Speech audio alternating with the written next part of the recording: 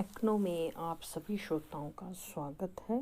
आज मैं आपको लेखांकन की पहली प्रारंभिक लेखे की पुस्तक, जिसे हम रोजनामचा कहते हैं, इंग्लिश में जर्नल के नाम से जाना जाता है, इसके बारे में विस्तार से बताऊंगी कि होता क्या है और किस तरह से इसमें प्रविष्टियों को किया जाता है। व्यवसाय के जितने भी व्यवहार हैं उन्हें हम लेखांकन के माध्यम से, अकाउंट्स के माध्यम से लिखते हैं पुस्तकों में।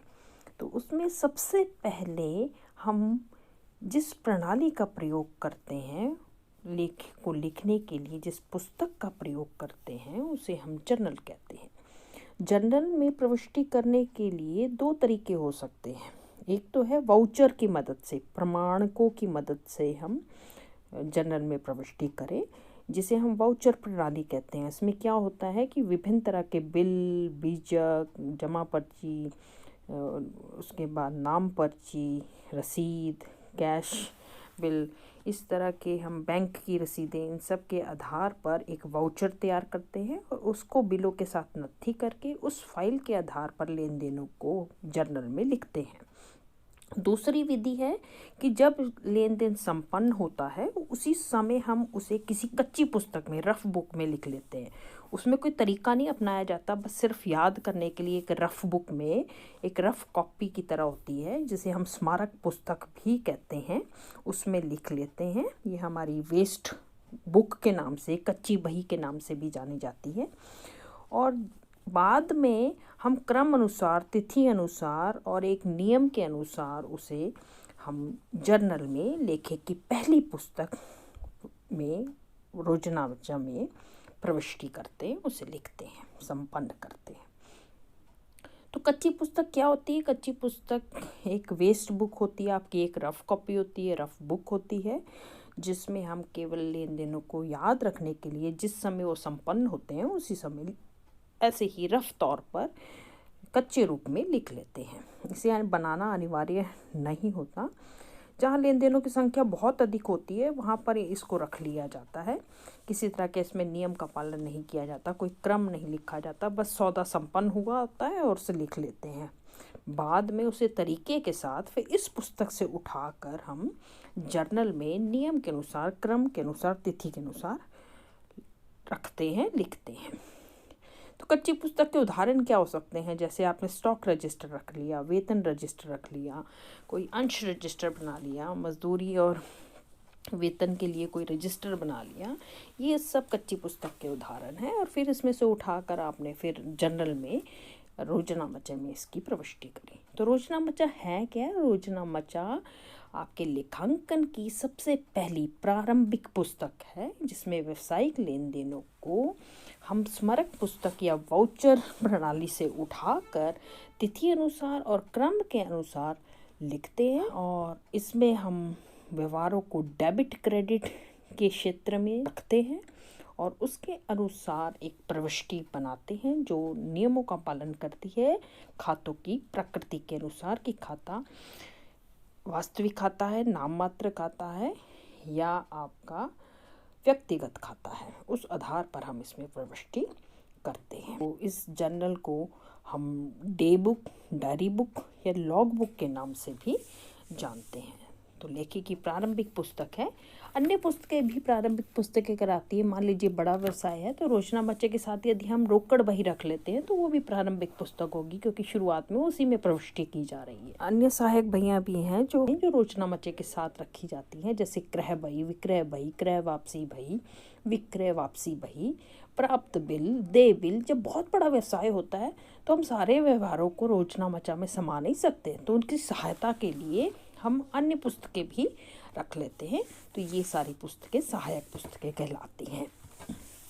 चलिए अब हम रोजनामचा की विशेषताओं पर ध्यान देते हैं। प्रारंभिक प्रविष्टि की पुस्तक, बुक्स ऑफ ओरिजिनल एंट्री, जो रोजनामचा है वो लेखे की सबसे पहली, लेखांकन की सबसे पहली पुस्तक है, इसलिए इसे प्रारंभिक लेखे की पुस्तक कहते हैं। सर्वप्रथम पुस्तक जर्नल है। दूसरा है, इसमें क्रम अनुसार हम लेखा करते हैं। हर व्यवहार के संपन्न होते ही जो सबसे पहले होता है उसको तिथि के अनुसार, क्रम के अनुसार इसमें सुविधानुसार लिखा जाता है।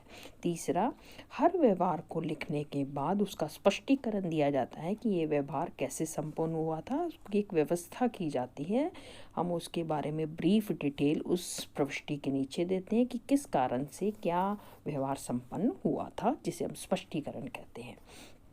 पूर्ण ज्ञान, इसमें हमें पूर्ण ज्ञान हो जाता है लेखे का, क्योंकि इसमें तिथि के अनुसार और जो व्यवहार पहले होता है उसे पहले लिखा जाता है। इसमें लेखांकन करते समय दोहरा लेखा प्रणाली के नियमों का पालन किया जाता है। एक खाते को डेबिट तो दूसरे खाते को क्रेडिट किया जाता है। नाम और जमा का प्रयोग किया जाता है। मिश्रित प्रविष्टि, अगर एक ही प्रकृति का व्यवहार एक ही दिन में एक ही समय पे बहुत सारे व्यवहार हो जाते हैं तो उसे हम एकत्र करके एक स्थान पर लिख देते हैं। 3-4 व्यवहारों को इकट्ठा करके लिख दिया जाता है, जिसे हम मिश्रित प्रविष्टि कहते हैं, कंपाउंड एंट्री के नाम से भी जानते हैं। हम रोजनामचा में प्रविष्टि करने के बाद खाता बही का निर्माण करते हैं, ताकि इसमें जितनी भी प्रविष्टियां की जाई हैं वो अपनी प्रकृति के अनुसार अलग अलग खातों में विभाजित कर दी जाए। प्रतिदिन का लेखा हम इसमें करते हैं। हर प्रकार के व्यवहार इसमें संपन्न किए जाते हैं और रोज के हिसाब से उसी समय लेखे को हम जर्नल में कर देते हैं। तो ये इसकी विशेषताएं थी। अब इसके लाभों को और महत्वों को देखते हैं। इसमें सभी व्यवहारों का रिकॉर्ड रखा जाता है और उसका स्पष्टीकरण दिया जाता है, इसलिए इसमें जानकारी हमें सरलता से उपलब्ध हो जाती है। इससे खाता बही को बनाना आसान हो जाता है, क्योंकि खाता बही में हम खातों को वर्गीकृत करने का कार्य करते हैं। रोजनामचा से प्रविष्टि उठाकर वहाँ पर वर्गीकृत करना आसान हो जाता है, जिससे गलती की संभावनाएं कम रहती हैं। इसके द्वारा हमें पूर्ण ज्ञान हो जाता है कि कौन सी व्यवहार संपन्न हुआ है, उसमें कौन कौन से पक्ष हैं, कौन सा हमें पैसा देगा, कौन सा हमसे पैसा लेगा, इसकी पूर्ण जानकारी हमें हो जाती है। यह एक लिखित प्रमाण की सबसे पहली पुस्तक है। यदि न्यायालय में किसी तरह का विवाद उत्पन्न होता है तो इसको प्रमाण के तौर पर प्रस्तुत किया जा सकता है। किसी तरह की गलती होने पर भी इसमें सुधार किया जा सकता है। अब इसकी कुछ सीमाएं भी हैं, इसमें कुछ हानियां भी होती हैं। जैसे व्यवहार को कई बार हम बार बार लिख देते हैं, जैसे व्यवहार का दोहरीकरण हो जाता है। जब हम खाता बही में उसको वर्गीकृत करते हैं तो हमें अधिक समय लगता है। सूचनाओं को प्राप्त करने में कभी कठिनाई होती है, क्योंकि भिन्न भिन्न प्रकृति के लोग और भिन्न भिन्न प्रकृति के लेन देन होते हैं। तो अगर हमें रोजनामचा के आधार पर ही प्रकृति जाननी है तो उसे जानना कठिन होता है। सहायक बहियों का निर्माण आवश्यक होता है। कई बार व्यवहार इतने अधिक बढ़ जाते हैं जो रोजनामचा में संभव नहीं हो पाते, इसके लिए हमें सहायक बहियाँ रखनी पड़ती हैं, इसलिए अतिरिक्त खर्चा और अतिरिक्त समय व्यय होता है। रोकड़ बही बनाना आवश्यक होता है। रोजनामचा बनाएं या ना बनाएं, लेकिन रोकड़ संबंधी व्यवहारों को एक अलग पुस्तक में रखा जाता है, जिसे हम रोकड़ बही कहते हैं, ताकि नकदी का शेष का ज्ञान हो सके। तो ये सब इसकी सीमाएं हैं। अब हम इसके प्रारूप और प्रक्रिया पर नज़र डालते हैं। रोजनामचा का जो प्रारूप है वो चित्र में दिखाया गया है। देखिए, ये 5 खानों वाला प्रारूप होता है। उसमें एक खाना तिथि का, दूसरा खाना आपके विवरण पर्टिकुलर्स का, तीसरा खाना आपकी खाता बही की पृष्ठ संख्या का, चौथा खाना नाम का, 5वां खाना जमा का होता है।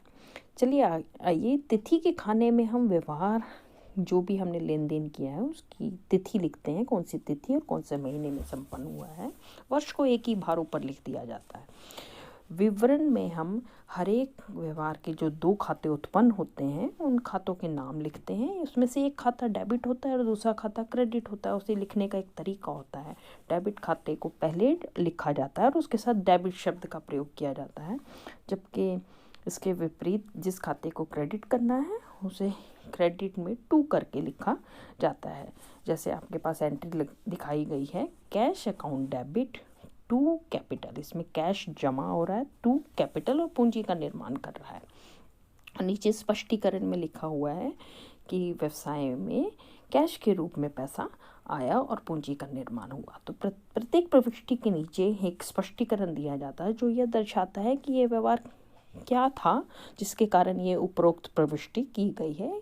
इस खाते को डेबिट और दूसरे खाते को क्रेडिट किया गया है। तीसरा है खाता बही की पृष्ठ संख्या। इसमें हम आने वाली खाता बही का जिस पर पेज पर हम इस व्यवहार को दिखाएंगे उसकी पृष्ठ संख्या डालेंगे, ताकि हमें स्पष्ट हो जाए कि रोजनामचे में ये प्रविष्टि उठाकर लेजर में कहाँ दिखाई गई है। तो खाता बही की पृष्ठ संख्या ये कारण होता है दिखाने का। और डेबिट राशि में जिस खाते को डेबिट किया जाता है, कितनी राशि से किया है उसकी राशि लिखी जाती है, पैसा लिखा जाता है। और क्रेडिट राशि में जिस खाते को क्रेडिट किया है उसके राशि खाने में उसकी क्रेडिट राशि लिखी जाती है, ये बराबर होती है। अब इसकी प्रक्रिया क्या है? प्रक्रिया में पहला है, सबसे पहले हम लेन देन में कौन कौन से खाते निकलेंगे उसकी जान पहचान करते हैं। खाते 3 प्रकार के होते हैं, व्यक्तिगत, वास्तविक और नाम मात्र। तो इन तीनों में से 2 खाते निकालने होते हैं। 2 खाते की उत्पत्ति होती है, क्योंकि दोहरा लेखा प्रणाली के अनुसार एक खाता लेने वाला तो दूसरा देने वाला होता है। 2 खाते तो अवश्य उत्पन्न होते हैं, तो उनकी पहचान करनी होती है। दूसरे नंबर पर हम यह देखते हैं कि वो खाता किस प्रकृति का है। मैंने आपको बताया 3 खाते होते हैं, नाम मात्र, व्यक्तिगत और वास्तविक। तो वो खाता इन तीनों में से किस प्रकृति का है उसे जांचा जाता है। उसके पश्चात उनके जो नियम बनाए गए हैं उस नियम को लागू किया जाता है, और उसके अनुसार यह तय किया जाता है कि कौन सा खाता डेबिट होगा, कौन सा क्रेडिट होगा। इसके पश्चात हम तिथि के खाने में लेन देन की तिथि को लिखते हैं। उसके पश्चात डेबिट किए जाने वाले खाते के आगे डेबिट शब्द को लिखते हैं। जिस खाते को क्रेडिट किया जाता है उसके आगे टू शब्द का प्रयोग किया जाता है, और टू इसी बात की पहचान होती है कि वो खाता क्रेडिट हो रहा है, इसलिए उसके अंत में हम क्रेडिट शब्द का प्रयोग नहीं करते जैसे डेबिट में किया जाता है। सभी प्रविष्टियां कर देने के पश्चात राशियों का अंत में जोड़ किया जाता है, और वो जोड़ डेबिट क्रेडिट एक दूसरे के बराबर होता है।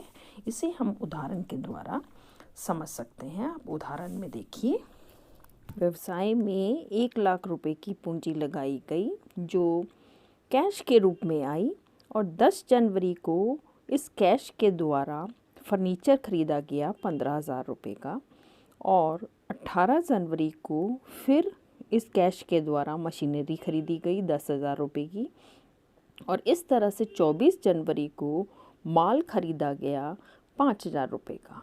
और इस जनवरी के अंत में डेबिट व्यवहारों का जोड़ 1,30,000 बना, और इसी तरह क्रेडिट व्यवहारों का जोड़ 1,30,000 बना। तो इस तरह से हम देख सकते हैं कि रोजनामचा में अंत में जो प्रविष्टियाँ होती हैं डेबिट और क्रेडिट का जो योग होता है वो एक दूसरे के बराबर आता है। आशा है आपको जर्नल समझ में आ गया होगा। अगली जो हमारी वीडियो होगी उसमें हम इन्हीं जर्नल की एंट्रियों को करना सीखेंगे, किस तरह से प्रविष्टि की जाती है, नियमों को कैसे लगाया जाता है, कैसे देखा जाता है कि 2 खाते उत्पन्न होते हैं और कौन सा खाता डेबिट होता है, कौन सा खाता क्रेडिट किया जाता है। तो बने रहिएगा एक्नो पर, और जर्नल संबंधी प्रविष्टियों का अध्ययन भी कीजिएगा। इसे लाइक करना, सब्सक्राइब करना और शेयर करना मत भूलिएगा। व्यावसायिक संबंधी अध्ययन करने के लिए आप डिस्क्रिप्शन में दिए गए लिंक से जुड़ सकते हैं और अन्य वीडियो से भी जानकारी प्राप्त कर सकते हैं। धन्यवाद।